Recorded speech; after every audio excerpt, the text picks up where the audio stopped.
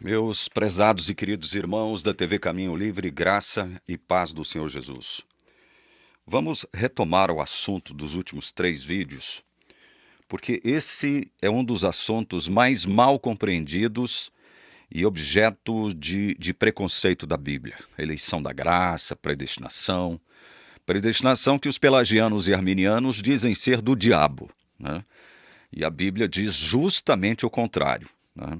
Então esse assunto precisa ser compreendido, porque quando se compreende, quando se entende, quando se apreende o sentido, o significado, com as implicações da eleição da graça e da predestinação, a sua vida espiritual, ela dá um salto de qualidade.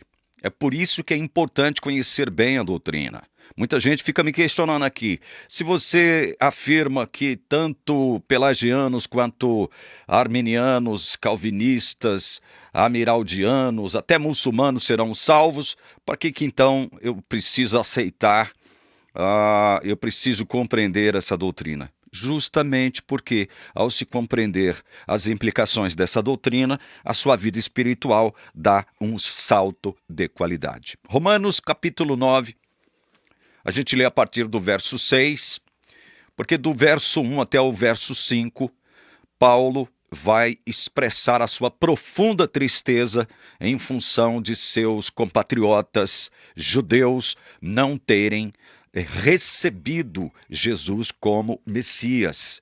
Paulo, inclusive, aqui no verso 4, expressa algumas bênçãos maravilhosas que Deus direcionou ao povo de Israel. Olha, verso 4, são israelitas, a eles pertence a adoção. Veja, Israel foi adotado.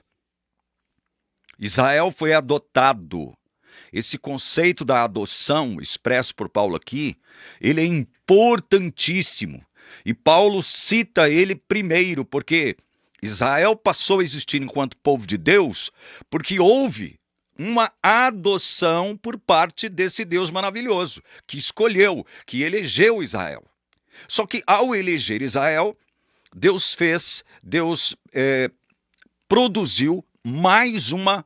Eu vou criar um termo aqui, não tem nada a ver com tecnicalidade teológica, né? E Deus criou uma intra-eleição. Elegeu o povo de Israel e estabeleceu uma intra-eleição, mais ou menos isso, uma eleição de dentro, né? É o que a gente vai ver. Então Paulo diz, olha, são israelitas, a eles pertence a adoção, assim como a glória, as alianças, a promulgação da lei, o culto e as promessas.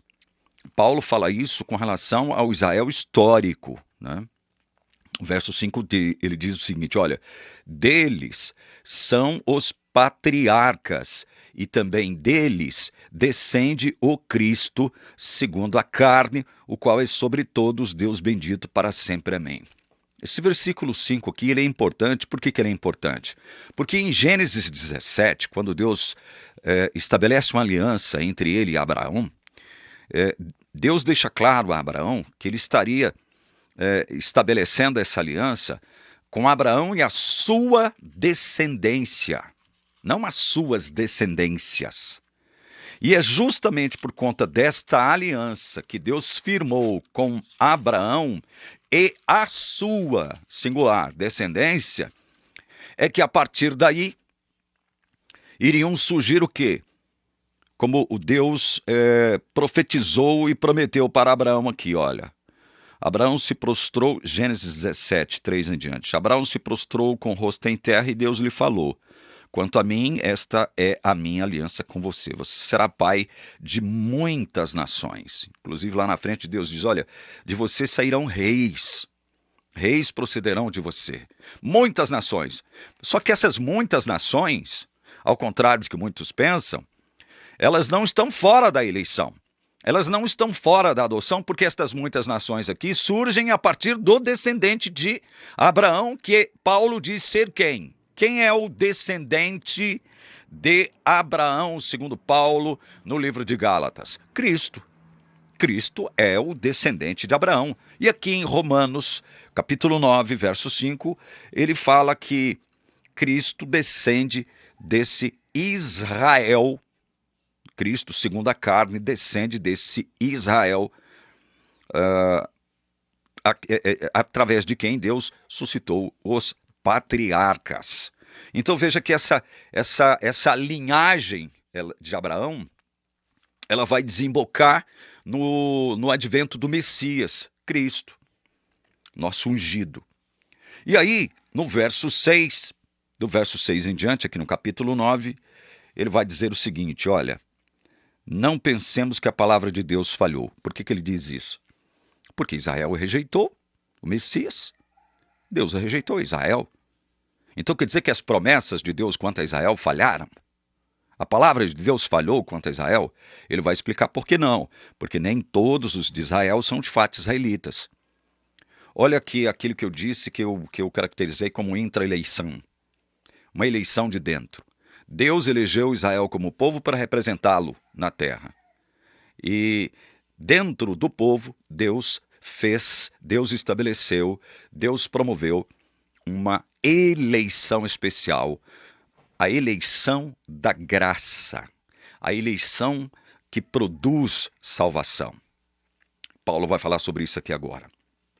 Nem todos, por serem descendentes de Abraão, são todos filhos. Veja, não é pelo fato de ter nascido com o sangue judeu, né, com a genética judaica, que você será considerado filho de Deus. Não é uma coisa automática. Sou israelita ou sou judeu, estou salvo, estou sob o favor de Deus. Não, não é assim.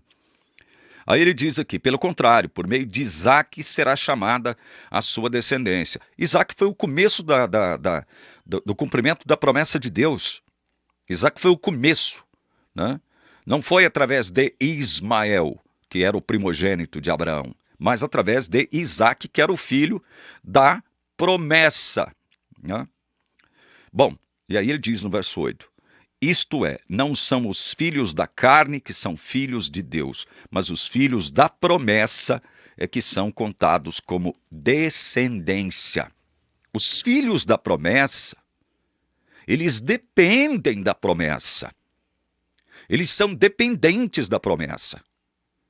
Eles têm que ser dependentes da promessa, eles têm que crer nas promessas, porque é através das promessas desse Deus soberano, né, que planejou tudo, né, que detém a prerrogativa de ordenar a vida deles, de encaminhá-los, de predestiná-los no caminho, né, é através disso que a vida deles terá sentido e será uma vida produtiva.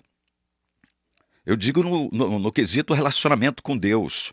Verso 9, porque a palavra da promessa é esta, por esse tempo voltarei e Sara terá um filho. Abraão com 100 anos, Sara com 90 anos, do ponto de vista biológico, incapacitados, totalmente incapacitados de ter filho, né? E Deus então tem que fazer a promessa, e Deus então tem que cumprir essa promessa. Deus faz a promessa e Deus cumpre a promessa. E nós, eu estou falando nós, né? Eu estou nos introduzindo aqui, né? Como seres humanos, como se nós estivéssemos lá, né? Nós somos dependentes da promessa, porque Deus, além de fazer a promessa, é Ele que cumpre a promessa. Traz Isaque à existência, de onde não havia nenhuma possibilidade do ponto de vista humano da existência de Isaque. Então Deus tem que fazer a promessa e Deus tem que cumprir a promessa. 10. E isto não aconteceu somente com ela, mas também com Rebeca. Rebeca também era estéril, vocês sabem disso? Ao conceber de um só, de Isaque, nosso pai. E aí, Paulo cita aqui um versículo muitíssimo mal aplicado, muitíssimo mal interpretado, tanto por pelagianos quanto por arminianos. E os gêmeos, Esaú e Jacó, né? Ainda não eram nascidos, nem tinham feito bem ou mal, para que o propósito de Deus quanto à eleição prevalecesse, não por obras, mas por aquele que chama. Veja, olha só como isso aqui é interessante. Quer dizer que a eleição de Jacó A não eleição de Esaú não se deu por conta de quê mesmo? De obras. Não se deu por conta de obras. Tipo assim, não, Deus previu que Jacó seria melhorzinho, mais santinho do que Esaú, e por isso Deus elegeu Jacó. É isso que o texto está dizendo? É o contrário. O texto está deixando claro o seguinte, olha, as obras de cada um não serviram como fatores determinantes da escolha de um e rejeição de outro. Não foram as obras que determinaram, né, a eleição de um e a rejeição de outro. Então, qual é a dificuldade em aceitar isso aqui?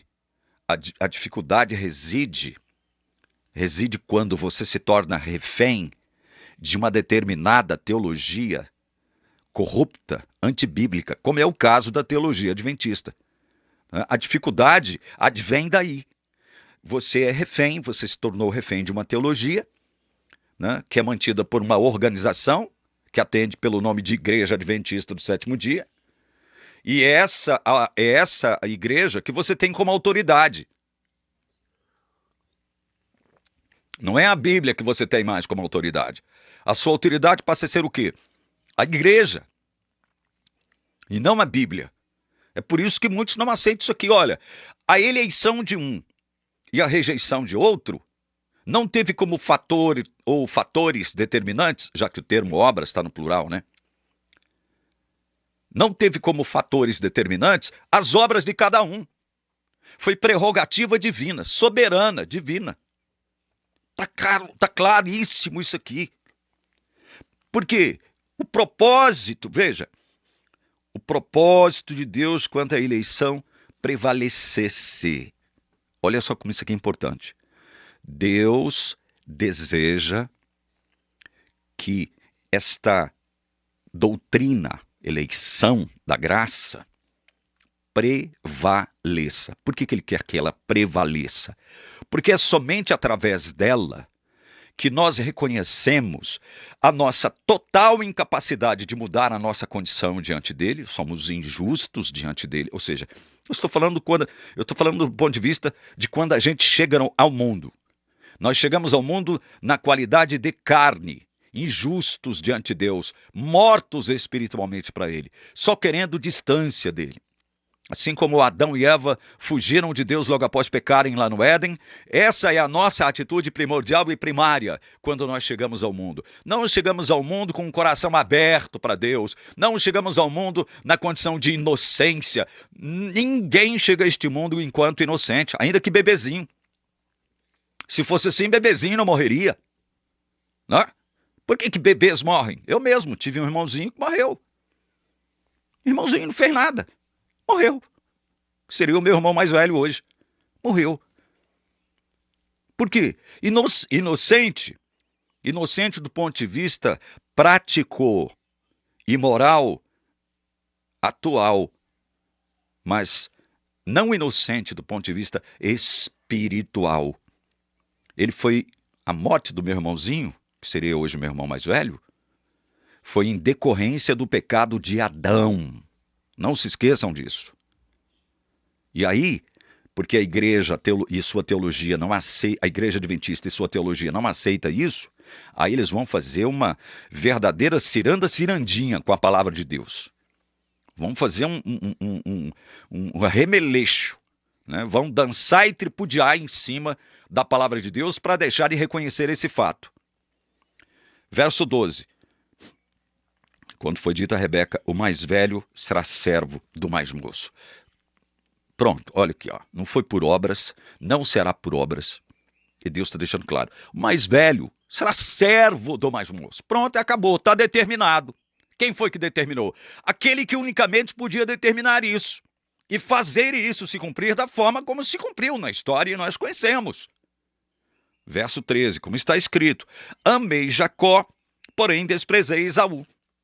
A igreja adventista, ela vai dizer o seguinte, olha, tá vendo como a eleição aqui não tem nada a ver? Porque esse versículo aqui que Paulo citou, amei Jacó, porém desprezei Esaú, ele é lá de Malaquias, 1000 anos depois do fato, Esaú e Jacó Então, nessa época já estava tudo determinado, porque um realmente se tornou o Israel, o servo de Deus, e o outro não.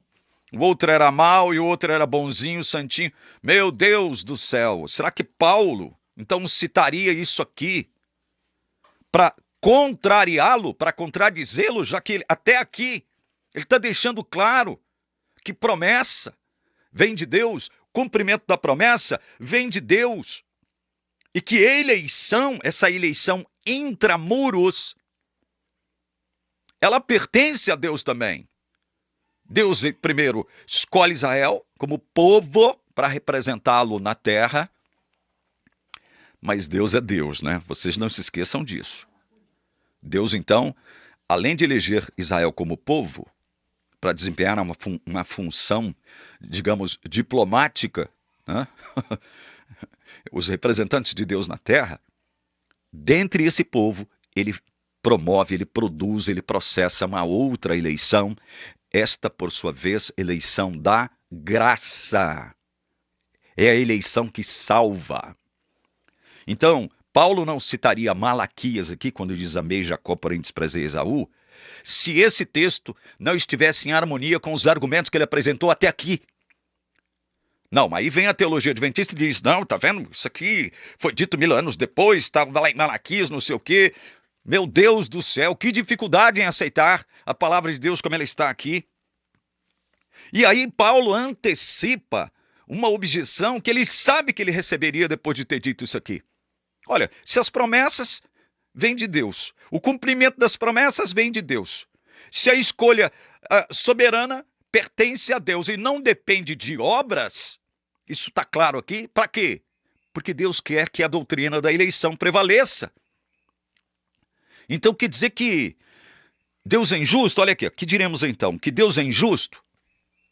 É isso de que nos acusam arminianos e pelagianos. Vocês, vão dizer os arminianos em relação a nós, calvinistas, vocês são aqueles que deturpam o caráter de Deus, porque Deus não escolhe ninguém, existe o livre-arbítrio e quem decide ou não decide servir a Deus é o próprio ser humano, porque o ser humano é senhor do seu destino. É mesmo, cara pálida?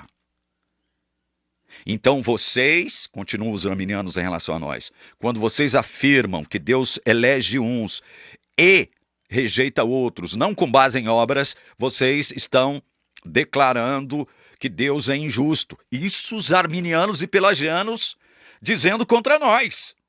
E Paulo antecipa esta objeção. Esta objeção ela vem sendo processada ao longo de 2000 anos praticamente, no seio do cristianismo, no seio daquilo que nós concebemos como cristianismo. Essa objeção ela vem sendo processada, produzida e replicada. Deus é injusto, se for assim como vocês calvinistas estão falando. Não, olha, isso aqui não é questão de calvinismo, pelo amor de Deus. Isso aqui é uma questão de palavra. Qual é a sua autoridade? Aí eu tenho que perguntar de novo. Se a sua autoridade for a igreja, então você está enrolado, meu filho. Você não vai conseguir entender a palavra. Agora, se a sua autoridade for a palavra, aí sim. E Paulo, que diremos então? Que Deus é injusto? De modo nenhum. Pois ele diz a Moisés, terei misericórdia de quem eu tiver misericórdia e terei compaixão de quem eu tiver compaixão. Meu Deus do céu! Aí muitos vão dizer, né? Muitos teólogos adventistas vão dizer, isso aqui faz parte de um, como é que eles falam? Expressão idiomática hebraica, um hebraísmo, né? Que se utiliza de figuras de linguagem, de metonímias, uma série de desculpas esfarrapadas para poder desconsiderar o que Paulo está dizendo aqui. Se ele está dizendo que Deus tem misericórdia de quem ele tem misericórdia, compaixão de quem ele tem compaixão, isto aqui significa a sequência dos argumentos apresentados por ele aqui, do verso 6 até o verso 13. Tudo procede dele. Ele é o alfa e o ômega. Tudo começa com ele. É como Paulo expressou aos Filipenses, capítulo 1, verso 6. né? Aquele que começou boa obra em vós, há de completá-la até o dia de Cristo. Então, Deus começa, Deus desenvolve e Deus completa, Deus termina. Ele é o alfa e o ômega da nossa salvação. E não adianta vocês deturparem isso aqui, porque isso aqui é verdade pura, nua e crua. Deus, daquele que Deus tem misericórdia, ele tem misericórdia. E quem é você para dizer que não, que Deus não deve ter misericórdia desse, porque, sob seu ponto de vista, ele não merece? Ora, misericórdia não é para quem merece. Compaixão não é para quem merece. É justamente o contrário. Verso 16. Assim, vejam como argumento, Paulo continua desenvolvendo o argumento. É argumento sobre argumento. Assim, pois, isto não depende de quem quer ou de quem corre, mas de Deus que tem misericórdia. Não depende do ser humano. O ser humano não detém esta capacidade, este poder de determinar, não, eu vou servir a Deus, eu serei de Deus, porque, segundo o meu livre-arbítrio, eu decidi. Não depende de quem quer. Não depende de quem corre. Depende de Deus, que tem misericórdia. Verso 17. Porque a Escritura diz a Faraó: foi para isto mesmo que eu o levantei, para mostrar em você o meu poder e para que o meu nome seja anunciado em toda a terra. Veja, Deus trouxe Faraó à existência não para salvá-lo. Deus não tinha nenhum plano redentivo ou salvífico para Faraó, assim como ele não tem plano salvífico para bilhões de pessoas. Faraó aqui é uma representação de uma outra grande multidão para a qual Deus não estabeleceu, não aplicará nenhum plano salvífico. É óbvio que ele vai salvar bilhões, outros bilhões de pessoas. Mas outros bilhões não. É segundo obras? Se eu for santo, Deus me concede misericórdia. Se eu me tornar justo, Deus se compadece de mim. É assim, é por obras. O problema é que quando a gente fala isso aqui, que a redenção, a nossa justificação não depende de obras, aí já vem os arminianos, adventistas e etc., né, com um argumento extremista, um argumento de extrema esquerda, né? Aí eles vêm dizendo, então quer dizer que a gente não precisa obedecer à vontade de Deus expressa nas suas leis? Né? Aí já vem com esse argumento imbecil, né? Imbecil. Porque para eles ou é 8 ou é 80. Né? Nunca existe um equilíbrio aqui. Eles nunca compreendem, né, as funções de Deus fazendo promessas, Deus cumprindo promessas, Deus elegendo, porque ele detém a prerrogativa de eleger, porque ele é soberano, ele é senhor de tudo e de todos. Ele elege uns e rejeita outros, porque ele é Deus, ele pode fazer isso. Depois do pecado de Adão, ele não tinha nenhuma obrigação de salvar ninguém. Continuaria sendo um Deus amoroso se decidisse destruir toda a raça humana por conta do pecado de Adão. Continuaria sendo o mesmo Deus amoroso e justo. Mas arminianos e pelagianos são muito sensíveis. Eles se comportam muitas vezes como advogados de Deus. Não, não é assim. Esse calvinismo é diabólico, como diz um debochado aqui lá do CACP. Calvinismo é diabólico. Deus não escolhe um e rejeita outros. Tudo depende do livre-arbítrio, vai dizer esse debochado do CACP. Mas Deus está dizendo aqui através de Paulo, verso 17, olha, eu levantei Faraó para mostrar nele o meu poder, para que o meu nome seja anunciado em toda a terra. Paulo está replicando palavras de Moisés. Então, Deus não trouxe Faraó à existência para salvá-lo. Assim como ele não traz à existência bilhões de pessoas para salvá-las. E isso ofende arminianos e pelagianos, ofende, isso é ofensivo. 18. Logo Deus tem misericórdia de quem quer e endurece também a quem ele quer. É você que vai se insurgir contra isso aqui? É você? Deus tem misericórdia de quem Ele quer. O querer procede de Deus, não de você. Não é de você. Aí já vem um outro argumento estúpido, imbecil, contra nós. Então quer dizer que Deus é despótico? Despótico ele é, não segundo a acepção que a palavra adquiriu hoje, nos dias de hoje. Mas soberano ele é, porque déspota significa isso, soberano. E é essa palavra grega que aparece ali em Atos, caracterizando o nosso Deus como déspota, soberano. Então quer dizer que Deus é despótico, ele é arbitrário, ele é ditatorial, ele chega na gente metendo o pé na porta? Não, não é assim, ô cara pálida. Não é assim. Ou você se esquece da tarefa de uma das missões principais do Espírito Santo: convencer do pecado, da justiça e do juízo. Convencer. Esta é uma atividade aqui, ó, mental, intelectual. O Espírito Santo chega para persuadir. Ele vai triunfar sobre a sua má vontade. É isso que acontece. Deus não mete a porta no coração de ninguém. Deus não mete o pé na porta no coração de ninguém. Deus não é ditatorial, mau, grosseiro. Não, ele convence. Mas convence quem?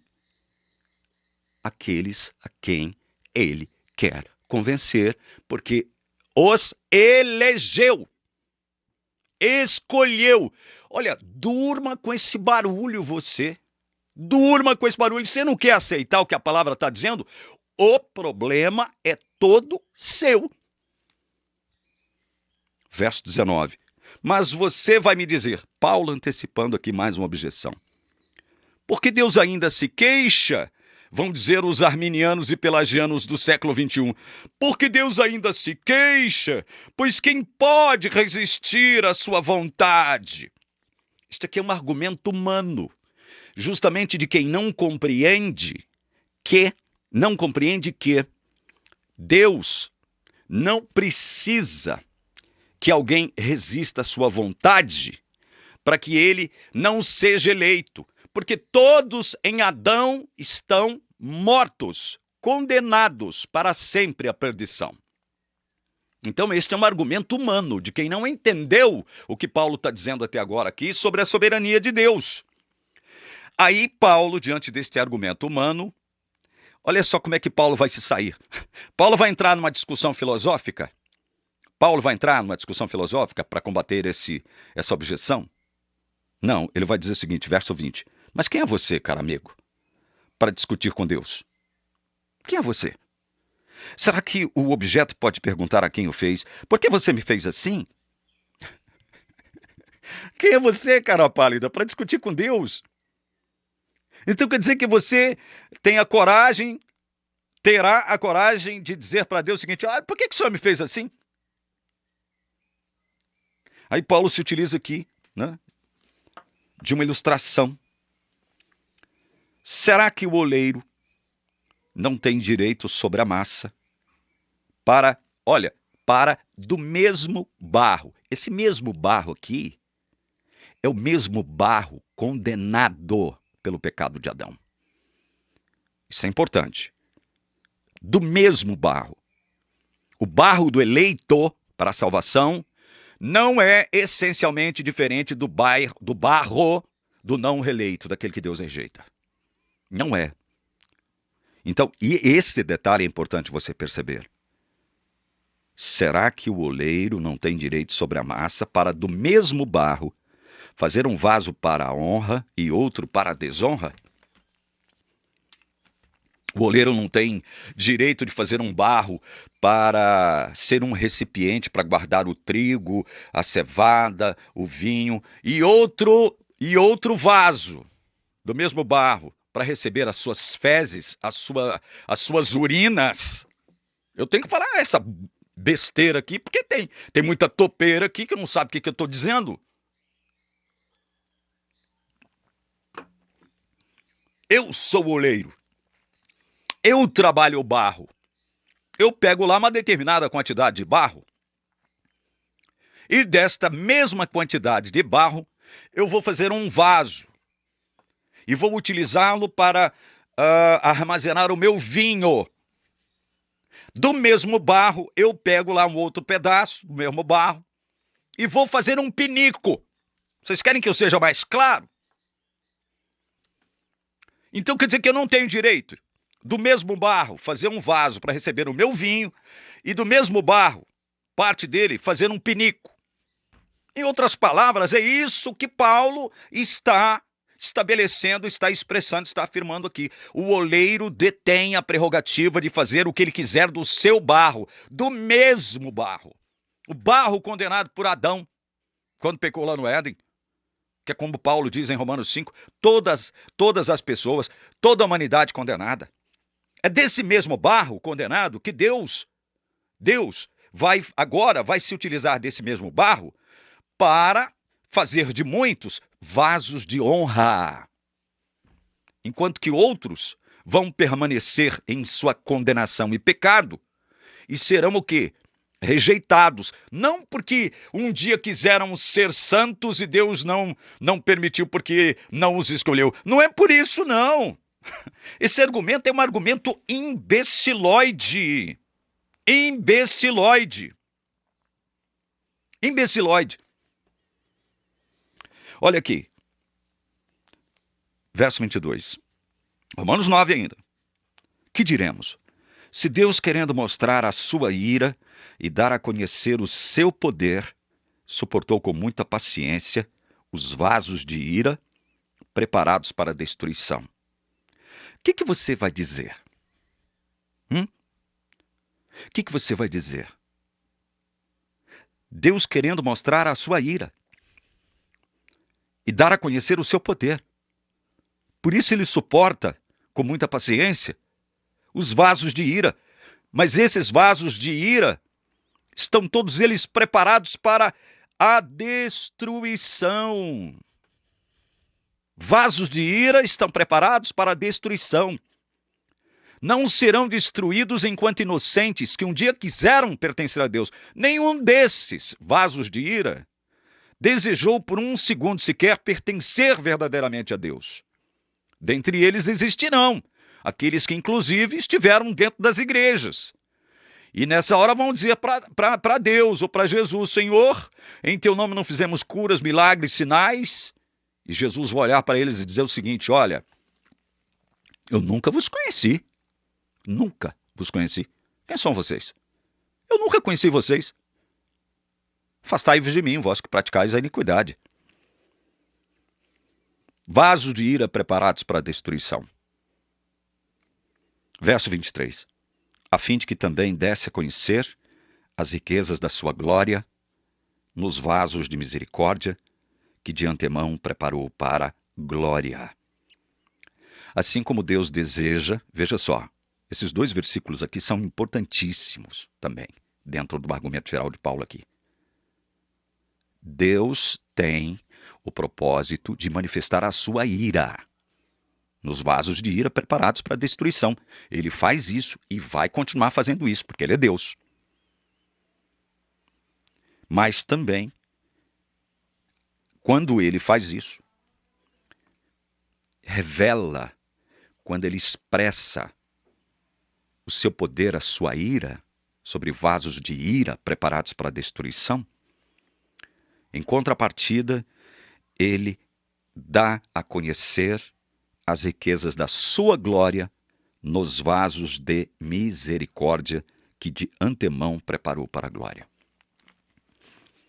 Do mesmo modo como ele revela a sua ira, o seu poder sobre vasos de ira, ele revela as riquezas da sua glória nos vasos de misericórdia. Terei misericórdia de quem eu tiver misericórdia. Terei compaixão de quem eu tiver compaixão. Logo, Deus tem misericórdia de quem quer e também endurece a quem Ele quer. Isso aqui não é hebraísmo.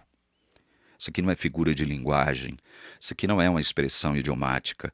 Isso aqui é uma expressão da soberania intocável, irrefutável inegociável de Deus. Durma com esse barulho. Aí no verso 24, está dito o seguinte, sobre os vasos de misericórdia. Estes vasos somos nós. Somos nós, a quem também chamou, não só dentre os judeus, mas também dentre os gentios. E Paulo cita Oséias aqui no verso 25, como também diz em Oséias, chamarei de meu povo ao que não era meu povo, e de amada a que não era amada. E no lugar em que lhes foi dito, vocês não são o meu povo, ali mesmo serão chamados filhos do Deus vivo. Então veja, os vasos de misericórdia, Deus chamou não só dentre os judeus, mas também dentre os gentios. Porque não foi o Deus que prometeu para Abraão, olha, de você surgirão muitas nações, reis surgirão de você, através da sua descendência. E a descendência de Abraão é Cristo. Mas esses gentios, que são tidos aqui como vasos de misericórdia pelo próprio Deus, eles estão dentro do seu propósito eletivo, não estão fora. Como vai dizer alguns, não serão apenas os eleitos e predestinados que serão salvos, não. Muitas outras nações que não fizeram parte do propósito eletivo de Deus também serão salvas. Onde é que você pode afirmar isso? Com base em que texto, com base em que lugar você pode afirmar isso? Com base em Gênesis 17? Você está brincando. Você está brincando de fazer exegese, não é? Você está brincando de fazer exegese. Então, no verso 27, mas Isaías clama a respeito de Israel. Ainda que o número dos filhos de Israel seja como a areia do mar, o remanescente é que será salvo. Vejam isso. Irê, atende aqui para mim esse meu WhatsApp aqui. Irê?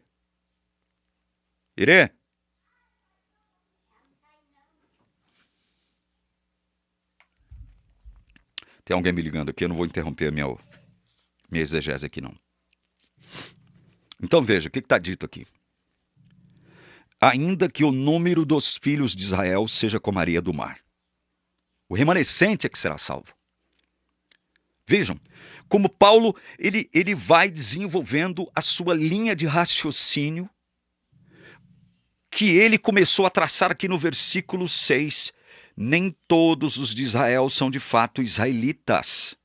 Nem por serem descendentes de Abraão são todos filhos. Pelo contrário, por meio de Isaque será chamada a sua descendência. Isto é, não são os filhos da carne que são filhos de Deus, mas os filhos da promessa é que são contados como descendência. Então, muito embora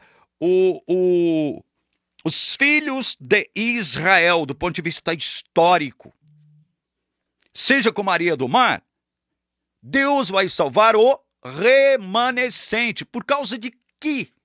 De que detalhe? De que fator? Ele diz aqui, no verso 11.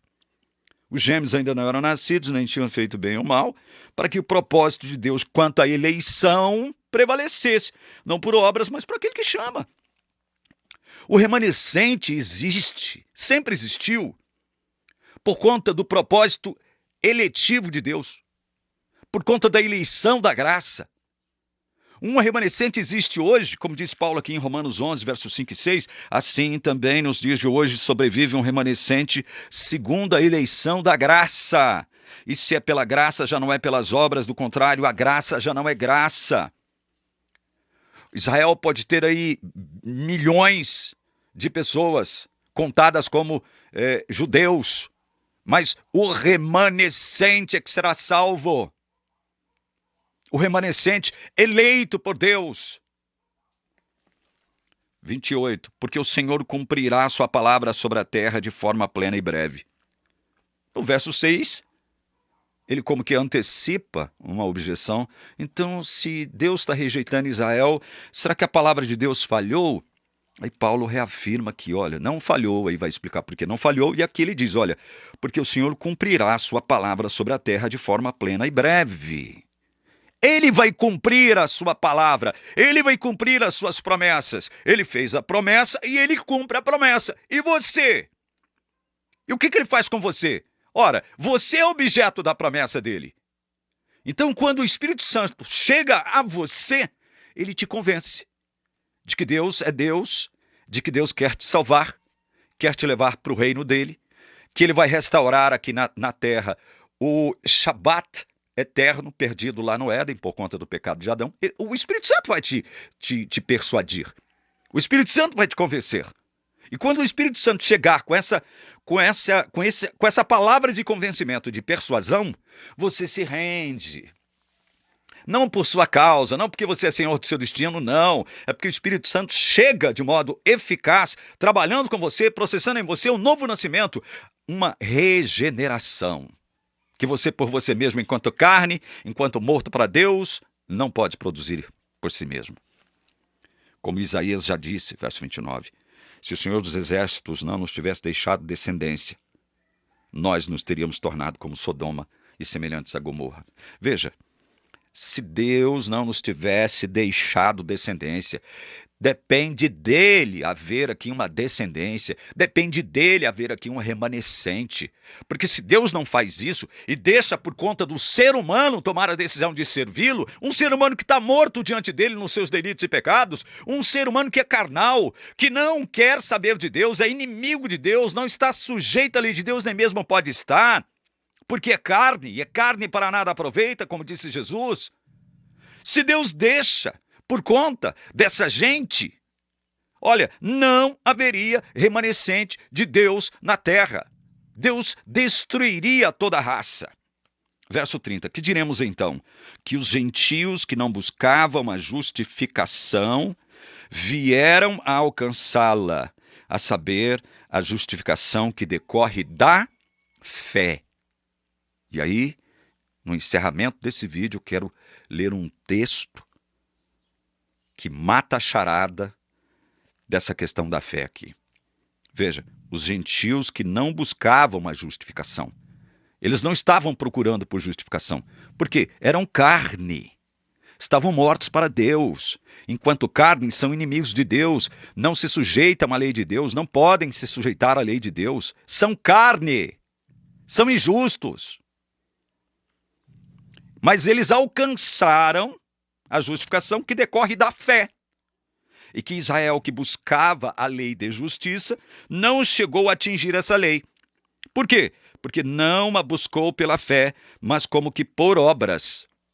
Veja por que Israel foi rejeitado. Porque Israel pensou que, por conta de sua justiça própria, eles alcançariam o favor de Deus. Nunca entenderam a graça, o favor salvífico de Deus. Nunca entenderam. Nunca entenderam. E por isso eles queriam se auto-justificar diante de Deus. Não, nós primeiro temos que ser justos para que depois Deus nos conceda a sua bondade, graça e misericórdia. Ó, bye bye, so long, farewell. Não é por isso, não é por obras. Paulo já disse aqui, ó. Deus elege, Deus escolhe, não é por causa de obras. Não é porque ele prevê, né, que alguém será santo ou não. Né? Aí diz, porque não buscou pela fé, né, Israel não buscou pela fé, mas como que por obras tropeçaram na pedra de tropeço, como está escrito. Eis que ponho em Sião uma pedra de tropeço e rocha de ofensa, e aquele que nela crê não será envergonhado. Jesus é uma pedra de tropeço e rocha de ofensa para muitos. Assim como aquele que nele crê não será envergonhado, aquele que ele elege. E aí eu termino esse vídeo mostrando para vocês aqui quem é que vai ler, ou quem é que vai crer. Atos capítulo 13, verso 48. Os gentios, ouvindo isto, se alegravam e glorificavam a palavra do Senhor. E creram todos os que haviam sido destinados para a vida eterna. Olha, creram todos os que haviam sido destinados para a vida eterna. Quem é que crerá? Todos os que foram soberanamente destinados para a vida eterna. Esses terão fé em Deus. Não por obras, não é porque foram santinhos, bonitinhos, mais perfeitinhos, se santificaram mais que outros, não. É pela graça de Deus. Eu espero que você tenha entendido isso aqui, tá? E nós não encerramos o assunto ainda não, tá? Salvos estarão sempre dentro do plano eletivo, eleição da graça e predestinacionista de Deus. Fora disso não há salvação. Que Deus abençoe você em nome de Jesus. Amém.